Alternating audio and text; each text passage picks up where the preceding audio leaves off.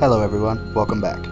In our 8th episode of History Behind the Find, we will share a brief history overview of buttons, one of our favorite items to recover.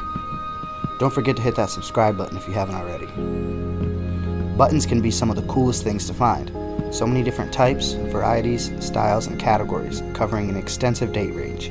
Here in the US, we are lucky to find any older than the mid to late 1700s. And most of our favorites are very rare military varieties, from the Rev War up to both World Wars. But their history goes back much further. Buttons are actually more ancient than most people believe. They are thought to be as old as clothing itself. The oldest button was found in the Indus Valley, now known as modern day Pakistan. It is estimated to be around 5,000 years old, with a decorated flat face that fits into a loop, and it's primarily made out of carved shells. However, according to historian and author Ian McNeill, these objects don't function like modern-day buttons do. They serve more as ornaments rather than fasteners, and are almost never arranged in rows, like in today's shirts, but are used as decorative flourishes. Buttons were also used by the ancient Romans. However, their flowing garments that were usually made out of a substantial amount of cloth required hefty buttons made out of strong materials like wood, horn, and bronze. These poked large, unsightly holes into the garments and soon fell out of favor among ancient Romans.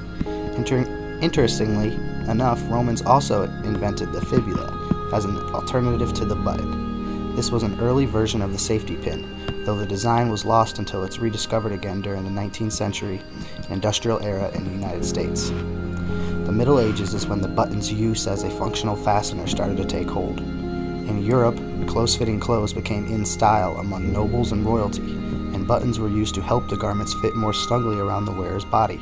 For women, it's the bosom that was accentuated, while for the men it was the arms. In the 16th century, button makers' guilds started to pop up. These guilds regulated the production of buttons as well as passed laws regarding their use. Though the buttons of the Middle Ages are already functional, they are still seen as a symbol of prosperity and prestige. Only those who are rich enough to afford them can be allowed to wear elaborate buttons. If you're poor or from the lower class, you're forbidden to wear clothes with an appalling amount of buttons. The Industrial Revolution helped popularize buttons. For once, buttons can now be had by the masses, and their use are not limited to just the upper classes. Buttons can now be mass-produced cheaply. Around this time, the flat 4-hole button that we're all familiar with emerged. Although the materials used have developed and the process refined since then, it is still essentially the same button. Today, buttons are once again a good indicator of quality clothing. With more choice on the market, traditional buttons are making a resurgence. Thanks for watching this episode of History Behind the Find.